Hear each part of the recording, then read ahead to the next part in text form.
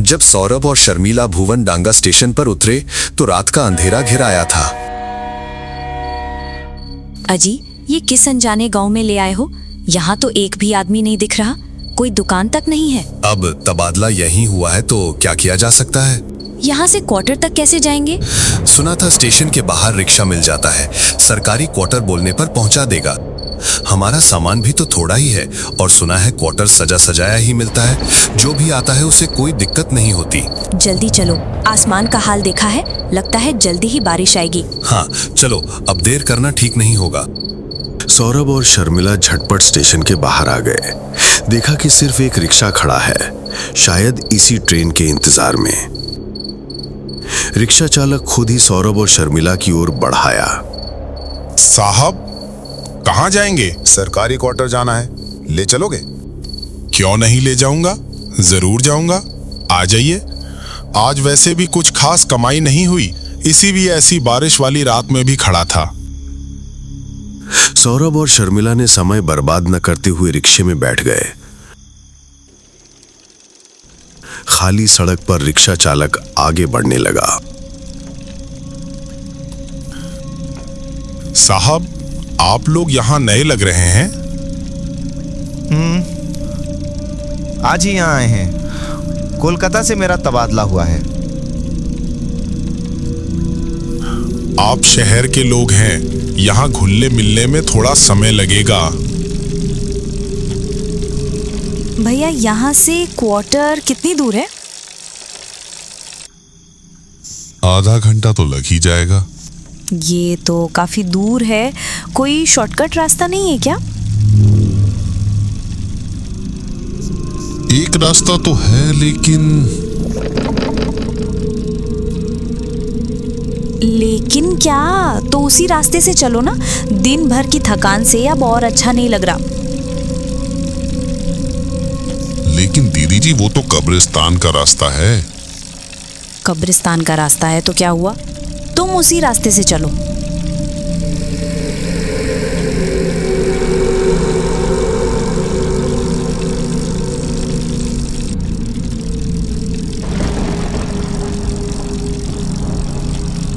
गांव में आने जाने के लिए वो कब्रिस्तान के पास से शॉर्टकट रास्ता तो है, पर बहुत ज्यादा जरूरत ना हो तो कोई उस रास्ते पर पैर नहीं रखना चाहता। तुम खुद तो नहीं जा रहे हो, हम कह रहे हैं इसलिए ले जा रहे हो। उसी रास्ते से हमें क्वार्टर पहुंचा दो, चलो। अच्छा, आप लोगों के बैग में मछली मांस का कुछ जूठा तो नहीं है? जूठे के साथ कब्रिस्तान के पास से जाने का क्या लेना देना है? दीदी जी, आप शहर की हैं, इसलिए शायद विश्वास ना करें, फिर भी बता रहा हूँ। उस कब्रिस्तान में एक डायन रहती है। मछली मांस की गंध पाते ही वो उनके पीछे लग जाती है और उनके घर पहुंच जाती है, और उसके बाद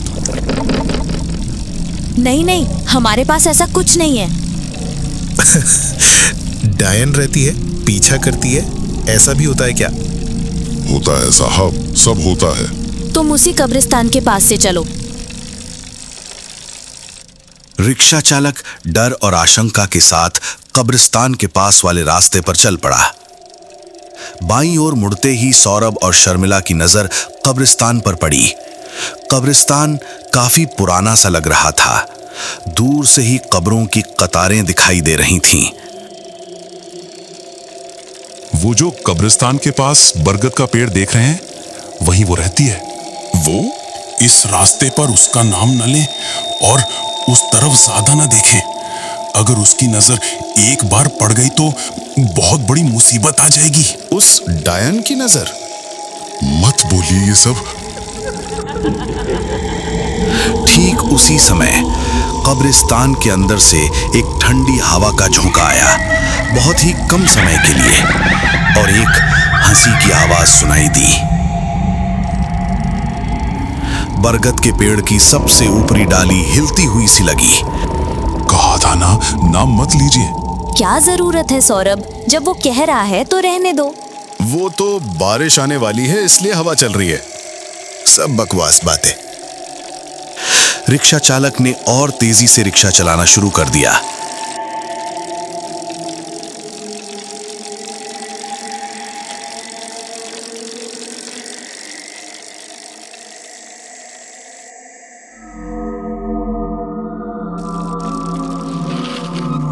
कुछ ही देर में सौरभ और शर्मिला क्वार्टर के गेट पर पहुंच गए। रिक्शा चालक ने बिना कोई और बात किए पैसे लिए और झटपट चला गया। सौरभ और शर्मिला क्वार्टर के अंदर गए। आप लोग आ गए? मैं आप ही का इंतजार कर रहा था। भाई साहब आप? मैं रतन इस क्वार्टर में खाना बनाने का काम करता हूं। ओह अच्छा अच्छा। आइए अंदर आइए। इसके बाद रतन के काम, उसके घर और क्वार्टर में कौन कौन रहता है, इन सब बातों की जानकारी लेते लेते सौरभ और शर्मिला अपने कमरे में पहुंचे। तो इस क्वार्टर में अभी और कोई नहीं है, अब सिर्फ हम ही रहेंगे। हाँ कह सकते हैं। रतन भैया, तो तुम यहाँ रात में नहीं रहते? नहीं साहब, जब भी इस क्वार्टर में कोई आता है तो मैं उनके लिए खाना बनाकर रात 9 बजे तक घर चला जाता हूँ।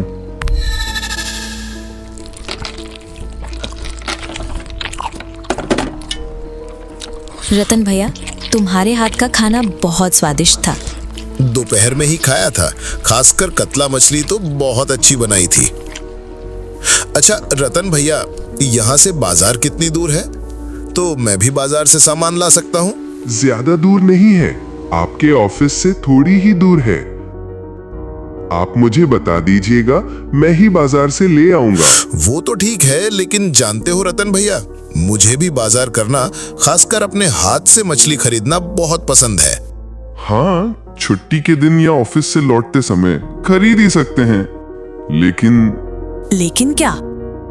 आप लोग यहाँ नए हैं, इसलिए पहले ही बता रहा हूँ, कभी भी कब्रिस्तान वाले रास्ते से कोई मांसाहारी चीज, खासकर मछली लेकर मत आइएगा, क्योंकि वहां एक डायन रहती है। मांसाहारी चीजों की गंध पाते ही वो उसका पीछा करती है और मछली उसे बहुत पसंद है, और अगर डायन पीछे लग गई तो। सौरभ और शर्मिला एक दूसरे की तरफ देखकर कोई जवाब नहीं देते। रिक्शा वाले से भी उन्होंने यही बात सुनी थी, लेकिन वे समझ गए कि इस गांव के लोग डायन पर बहुत विश्वास करते हैं।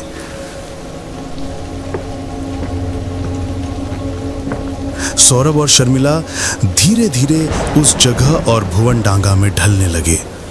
सौरभ सामान्य रूप से अपने काम पर जाने लगा और एक तरह से उस डायन वाली बात को भूल ही गया।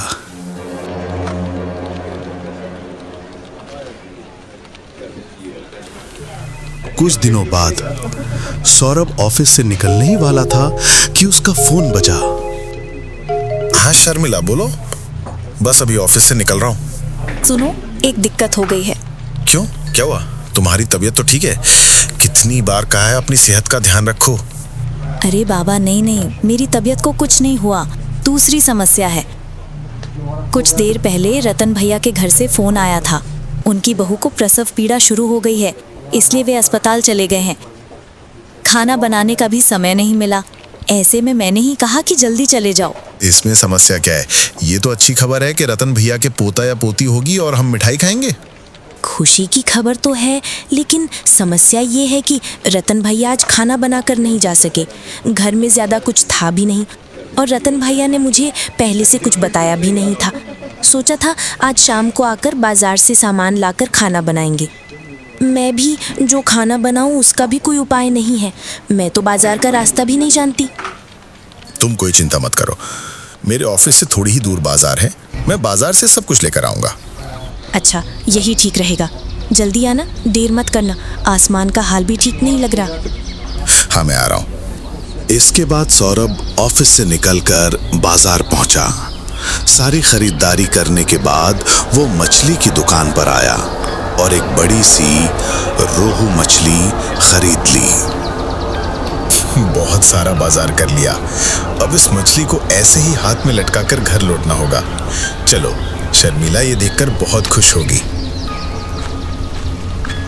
अरे टिप टिप करके तो बारिश भी शुरू हो गई है। ये सब लेकर लंबे रास्ते से गया तो पूरा भीग जाऊंगा, और सब भीग गया तो मुसीबत हो जाएगी। इससे अच्छा है कि कब्रिस्तान वाले रास्ते से चला जाऊं। सौरभ ने और कुछ न सोचते हुए कब्रिस्तान के पास वाले रास्ते से चलना शुरू कर दिया। ये रास्ता हमेशा इतना सुनसान क्यों रहता है, समझ नहीं आता। कितनी बार दिन में भी गया हूं, उन पेड़ों से एक पक्षी की आवाज तक नहीं आती। अजीब बात है। ताजी मछली हाथ में लटक रही थी और मछली से एक अजीब सी गंध हवा में फैल रही थी। कब्रिस्तान के पास बरगद के पेड़ के नीचे से गुजरते समय मछली के मुंह से थोड़ा सा खून जमीन पर गिरा। एक काली छाया बरगद के पेड़ से नीचे उतरी और सर से अपनी लंबी लपलपाती काली फटी हुई जीभ से उस खून को चाट लिया। एक आवाज आई। सौरभ आवाज सुनकर वहीं रुक गया। पीछे मुड़कर एक बार देखा, कोई कहीं नहीं था। आवाज कैसी थी? अब सौरभ का ना चाहते हुए भी कब्रिस्तान के पास खड़े होकर शरीर सिहर उठा। सौरभ एक पल भी ना रुकते हुए तेजी से चलने लगा। उसे बार बार लग रहा था कि कोई ठीक उसके पीछे है। एक ठंडी सांस और दबी हुई गर्जना की आवाज और फुसफुसाहट का एहसास हो रहा था, लेकिन पता नहीं क्यों एक बार भी पीछे मुड़कर देखने की हिम्मत नहीं हुई। ऐसा लग रहा था कि पीछे मुड़ते ही कुछ भयानक दिखेगा। हिम्मत जुटाकर लगभग दौड़ते हुए बाकी का रास्ता पार करके वो क्वार्टर पहुंचा। दरवाजे पर जोर जोर से धक्का देने लगा सौरभ। आ रही हूँ बाबा, रुको। ऐसे दरवाजा खटखटा रहे हो जैसे न जाने क्या देख लिया हो। अरे तुम ऐसे हाफ क्यों रहे हो? नहीं, कुछ नहीं, बस बारिश शुरू हो गई थी, इसीलिए जल्दी आ गया। सौरभ घर में घुसते ही दरवाजा बंद करने जा रहा था कि उसे स्पष्ट रूप से दिखा कि अंधेरे में कोई हिला। उसने तुरंत दरवाजा बंद कर दिया। इतनी बड़ी रोहू मछली लायो, कटवाकर क्यों नहीं लाए? बाकी मछलियां तो कटवाकर लायो। साबुत मछली हाथ में लाने का मजा ही कुछ और है। तुम कोई और कटी हुई मछली बना लो। कल तो छुट्टी है, मैं सुबह रोहू मछली काट दूंगा। अच्छा, ठीक है। रात को खा पी के सौरभ और शर्मिला सो गए थे। अचानक आधी रात को रसोई से आती आवाज से शर्मिला की नींद खुल गई। इतनी रात को रसोई में कैसी आवाज हो रही है? रसोई का दरवाजा खिड़की तो अच्छे से बंद करके आई थी, बिल्ली तो घुस नहीं सकती। शर्मिला बिस्तर से उतरकर एक एक कदम बढ़ाते हुए रसोई की तरफ बढ़ी। रसोई का दरवाजा तो बंद है, तो आवाज कैसी? शर्मिला ने दरवाजे की कुंडी खोली और रसोई के अंदर झांका। अंधेरे में कुछ दिखाई नहीं दे रहा था। दरवाजे के बाईं ओर हाथ बढ़ाकर उसने कमरे की बत्ती जलाई और देखा कि फ्रिज का दरवाजा खुला है और फ्रिज के पास से कुछ फाड़कर खाने की आवाज आ रही है, लेकिन ठीक से दिख नहीं रहा कि कौन है। फ्रिज के उस पार कोई हो तो जब तक सामने ना जाओ तब तक दिखाई नहीं देता। दरवाजा खिड़की बंद है तो घुसा कौन? शर्मिला काफी डर और उत्सुकता के साथ फ्रिज के उस पार बढ़ी। जाकर देखा कि उल्टी दिशा में मुंह करके कुछ देर पहले सौरभ की लाई हुई रोहू मछली को कोई गच्चा ही फाड़ फाड़ कर खा रहा है। पास में मछली का पूरा कांटा और सिर पड़ा है। जो बैठा है उसका चेहरा नहीं दिख रहा, लेकिन लंबे काले सांप जैसे बाल जमीन पर लौट रहे हैं। शरीर पर जगह जगह से चमड़ी उतरी हुई है, ठीक सांप के केंचुली की तरह। सफेद कपड़े में लिपटा हुआ एक मन से मछली खाए जा रहा है। कौन हो तुम? इस घर में कैसे घुसी? निकल जाओ, कह रही हूँ। लेकिन कोई जवाब नहीं आया। शर्मिला ने अपना हाथ बढ़ाकर सामने बैठे हुए के शरीर पर रखा ही था कि उसने पीछे मुड़कर देखा, और जो मुड़ा वो कोई इंसान नहीं था। उसका चेहरा भयानक था, खून से लथपथ होकर और भी डरावना हो गया था। ये देखकर शर्मिला पीछे मुड़कर भागने लगी, लेकिन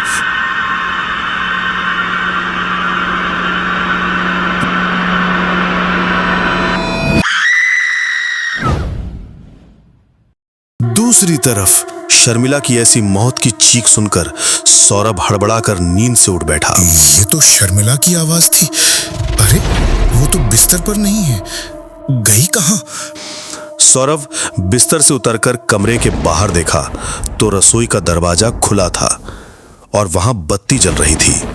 शर्मिला, तुम रसोई में हो, ऐसे क्यों चिल्लाई? ये कहते कहते वो रसोई में घुसा और उसने अपनी जिंदगी का सबसे भयानक दृश्य देखा।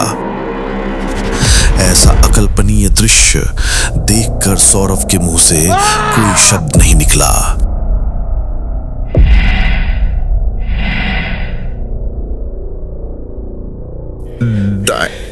डायन,